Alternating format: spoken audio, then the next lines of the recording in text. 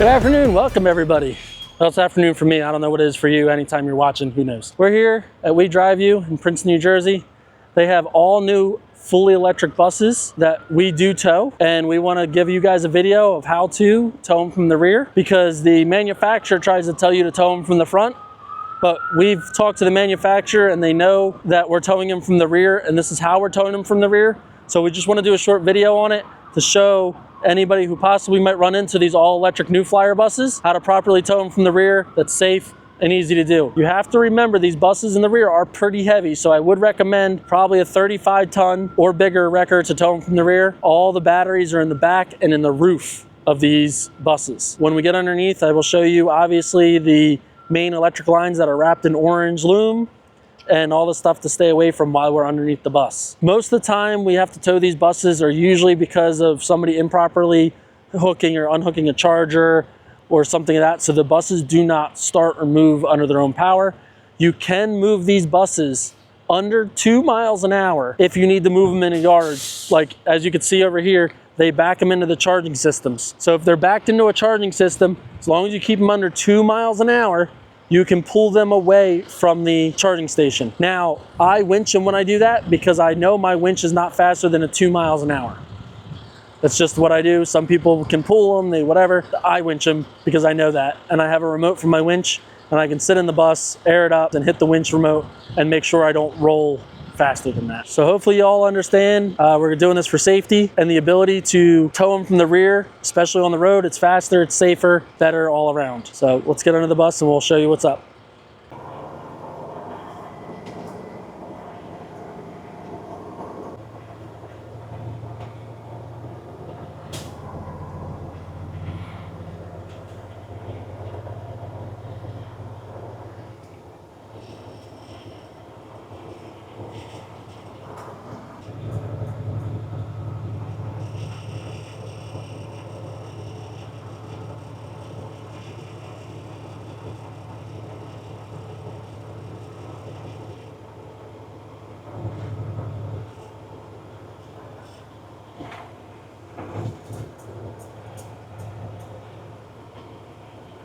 No glove, no love. I use my medium wide low forks. They have to be, I think these are 3.5 or 4 inches wide to fit around what we're gonna hook to. I could use the medium forks. I don't, because as you set it back down, sometimes it's hard for the air ride to air back up so you can get back underneath it or get out from underneath it. Let it back up a little bit more.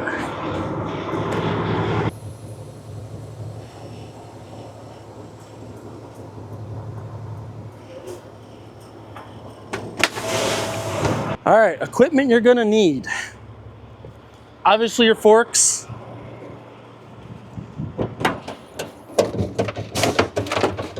Four-inch ratchet straps. You can use a 2-inch if you want. I personally like for these because of the weight. I like the bigger ones. Airline.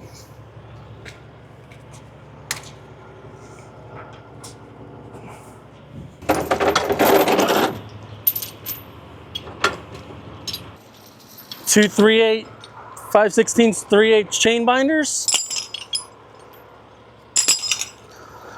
Two 3/8 chain. These are approximately 10 foot long. Might be 8 foot. Close enough. These are going to hold up your axle.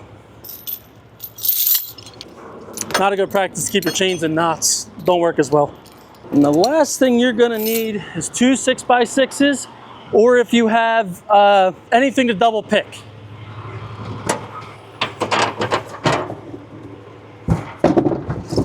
I'll grab these two.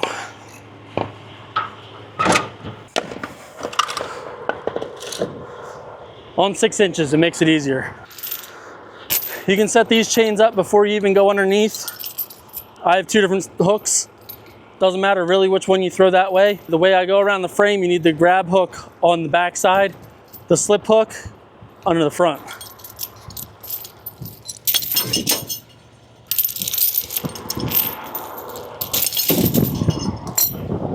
Basically, you throw it around so it's out the front. Yeah. This is how you hit yourself in the face. It's been told many a times, but I've never had bad luck doing it. Now that I'm doing it on camera is probably when I'm gonna happen. This one got bent. I'll show you how when we're underneath and how to try to stop it from getting bent.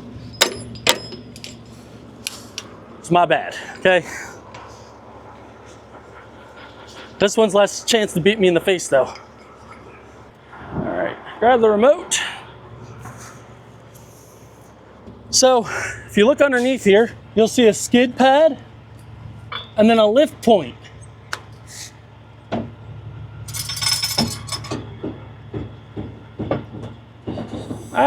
Thought it.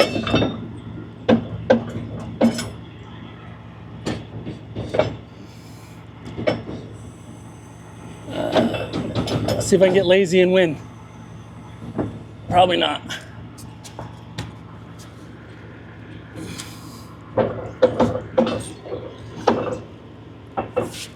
You can see I've towed this bus before. You see the sliding between the 2 points. So I always pull it back till I touch the skid plate point, and then it's as simple as take it on up.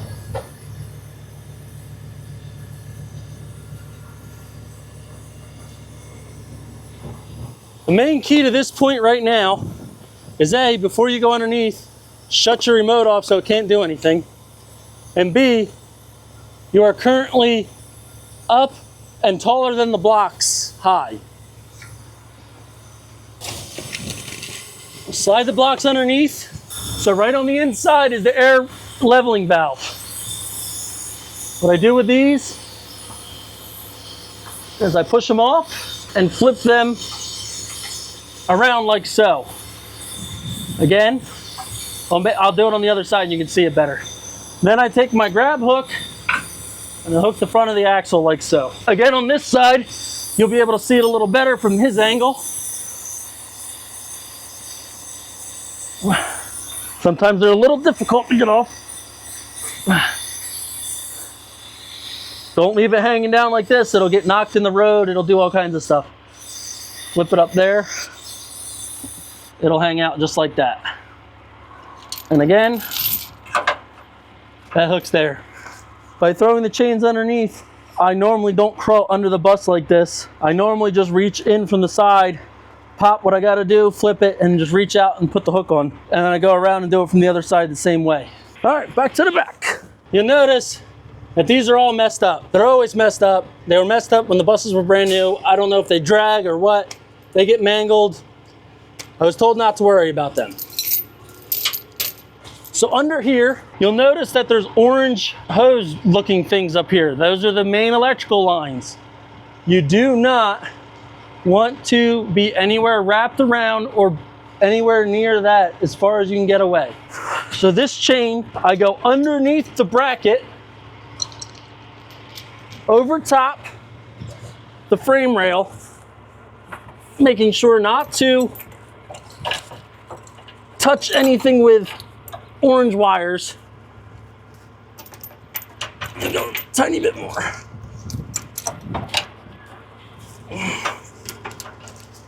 And hook that just like that on that side. Notice we're 4 inches away from this wire. The wire that's over here, we're 4 inches away. We're around the main subframe with nothing around it but the frame rail of the bus. Same thing on this side, but you have whatever this is here. I don't know what it is. It's just a tank. I don't know what it is, but we're not touching it. But the same thing, right behind that motor mount. Watch the dust in PJ's face.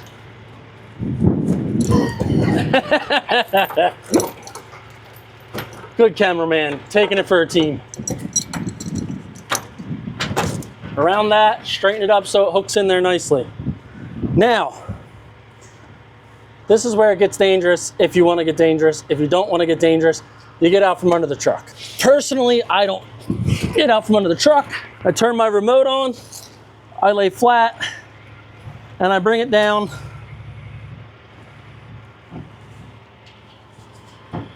till I see the suspension of the bus and I'm not pinned in here, but I don't want, I could put it down and we could, like, I won't fit under here low.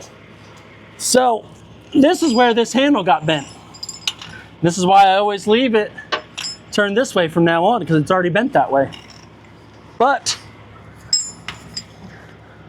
hook one end of your binder to that, pull on your chain, hook it on the best one you got,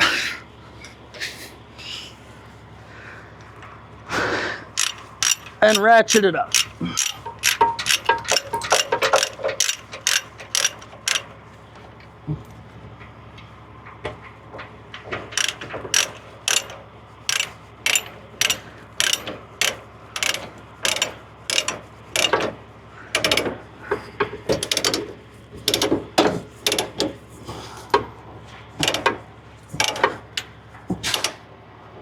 Once your ratchet is tight, you're gonna wanna, see, this is where it got stuck last time. I should have moved it down a link or two and spun it up here so it was out of the way. This is kind of how it happened last time. I don't know if I went through a dip or something, it caught and bent the binder. I use these two binders for nothing else but this. So, same thing over here. Hook your chain binder to the closest link to that chain, stretch it out, hook it on.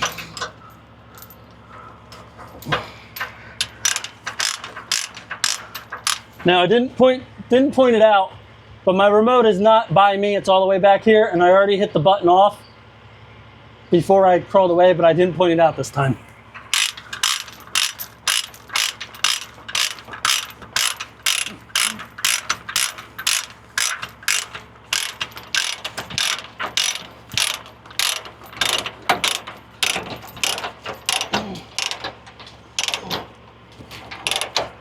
Okay, once that chain is tight,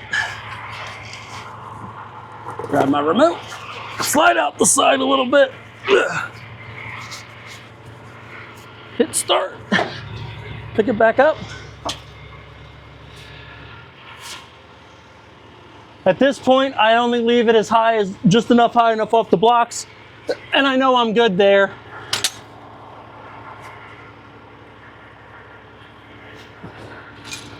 I take my straps, I put my strap protector over these. They couldn't tell me what these were for, but it only makes sense that there's some kind of tie down to the bus. I don't know what else, why else they would put these things here. And I did it the wrong way. What? You're supposed to push the underlift out to the jack points. What an idiot. I'm not gonna set it down and show it. You guys understand what I'm saying. Oh, what a loser. I did it backwards. Normally, if we were actually leaving this parking lot today, I'd fix it. This bus doesn't need to be towed. We are strictly doing this for educational purposes. You get the gist. You tighten it up, it stays there, it doesn't move. And that way, most people realize when you're towing stuff, the acceleration is a hell of a lot less strenuous than the braking. So when you brake, it hits the jack points, or it's up against the jack points. You're not gonna shear them off. They are full welded all the way around. A good strong point right on the frame rail. All said and done. Your air hookup is right above you. It's right here. Nice 45-degree angle. You can hook it up from under here without a problem. And air the bus up. Actually, we will air up the bus because I'll show you how to lift the front end. Yeah.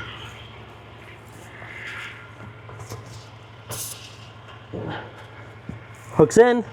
That is a one-way valve here. So you don't have to worry about, they set it from the factory, so you literally hook it up. I use Harbor Freight universal chucks, so I just put it on there. It airs up the bus. You can open this cabinet if you have to. They're just square locks. Actually, I have one in the truck. I just hook it up from underneath. I don't pull it out. But it's just a little T-handle. They gave me one in case I ever need to go in the in the bus. So I'll show you how to air it up. A lot of times the high, as I said, these get towed because the high voltage side is down. Okay. High voltage right now is on this bus because there's nothing wrong with it. And the 1224. So a lot of times I come to these buses, both of these are switched to off. So they're both on right now. So I don't need to change anything here. You do not need the high voltage to raise the front end on these buses. You only need the 12 volt. So if there's something wrong with the high side, voltage side, do not turn that on. It's not, I would never touch that. I'm not even shutting it off to show you to shut it off and on. It's not my deal. Literally most of the time I come to them, this is off and this is off. I'll turn the 1224 volt on. Then we walk up to here.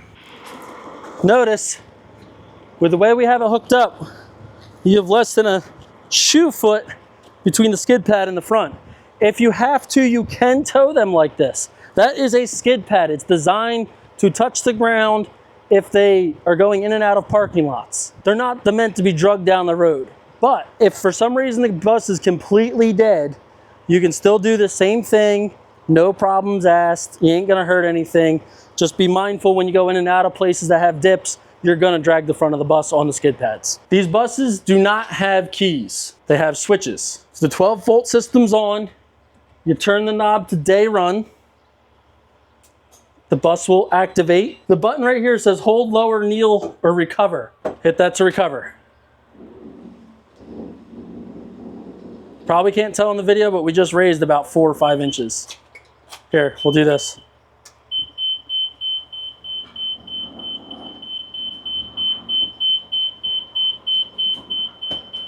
So that's where it was. And when you recover,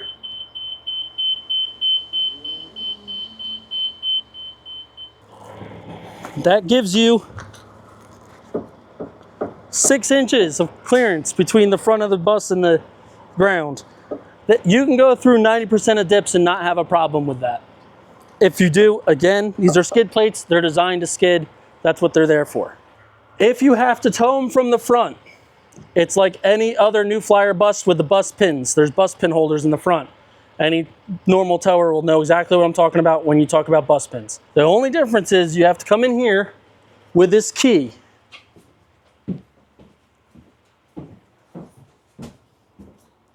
And I don't remember which hole it is, so they haven't done the buttons in so long they're hard to turn. And you unbutton these 6 bolts.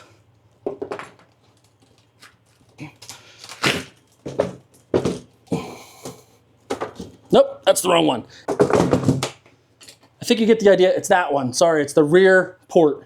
These are Zeus connectors, so anybody that knows race car stuff, that's what these are. I guess we should open the right one, right? Show people the drive shaft in there.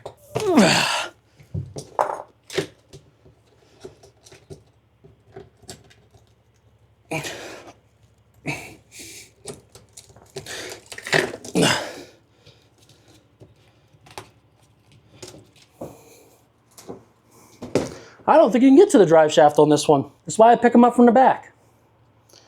Because you just saw I opened both holes and there's nothing to get to. That's what these holes are designed for.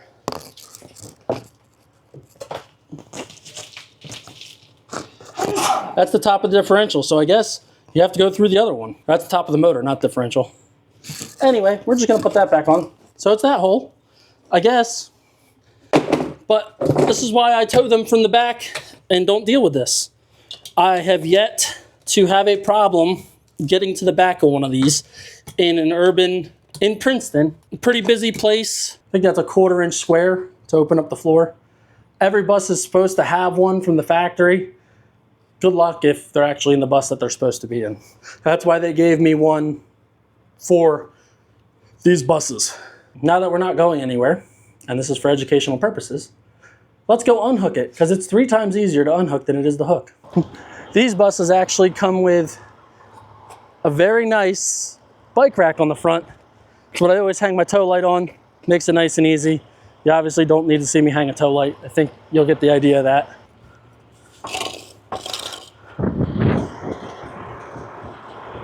All right, you showed up to your destination. You're ready to unhook. I always leave the airline to last, simply because you need the air suspension to air up to get your underlift out from underneath it. So first you undo your 3-inch straps, at least that's what I do normally. And then I crawl underneath and I undo my chain binders. This is the reason I use chain binders. I used to do it with a short piece of chain shortener. What I found out is with the binders, you can just undo them.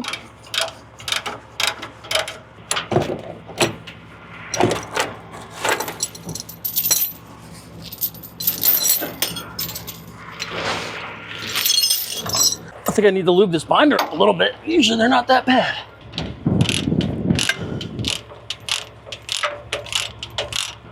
Come on.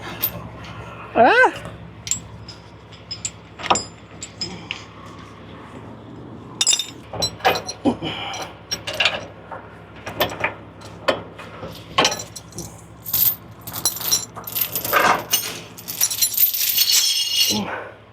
All right, now we got to go to the front side and we got to hook the valves back up. And like I said before, you don't have to get underneath more than your arm. You just reach in and do it. Look, even PJ can do it. It's so easy. Nope, flip it, flip it. There you go. Now push it back up. There you go. Look how easy that is. And then you set it down.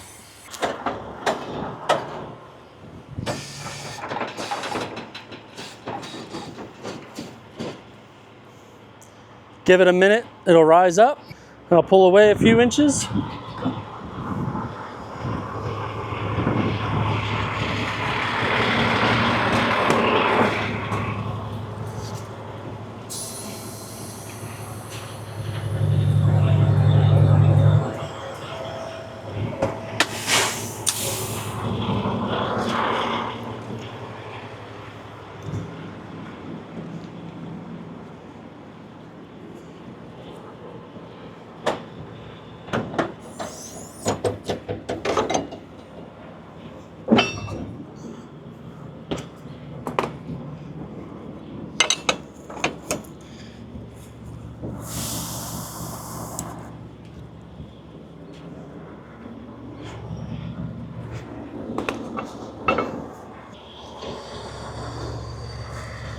And obviously at this point, you just put your equipment away, and that's how you tow all electric New Flyer buses, single axle from the rear. I don't think they make a tandem axle of these, but I don't tow the tandem axle buses from the rear. Usually if they're tandem axle, they're very heavy, and sometimes windows pop and all this other crazy stuff with buses. But single axles, New Flyer, all electric, very simple. I don't know how long that took, but it didn't take very long to unhook and hook it. So if you're in the market or you're in a city, you will see these buses. Hopefully this video gets around and you show a few friends and everything works out. At the end of the day, this is a very easy thing to do, and you don't have to be scared that it's an electric vehicle like the Priuses or the BMWs or Teslas and all that BS that everyone hates towing because of issues of tires rolling and this, that, and tow modes. You just hook up to it and you go. Just remember, absolutely no orange lines. Do not turn the high voltage on if they say there's a high voltage problem. And otherwise, these things are pretty much a dream to tow. So I'll tow these any day of the week over any other tour bus or anything like that. If you have any questions, drop it in below in the comments and I will answer. I answer almost every comment I get. So you like it, you don't like it, you have something you want me to change that you think safer or better, let me know that too. I'm not afraid to be different and help. So thank you. Have a wonderful night.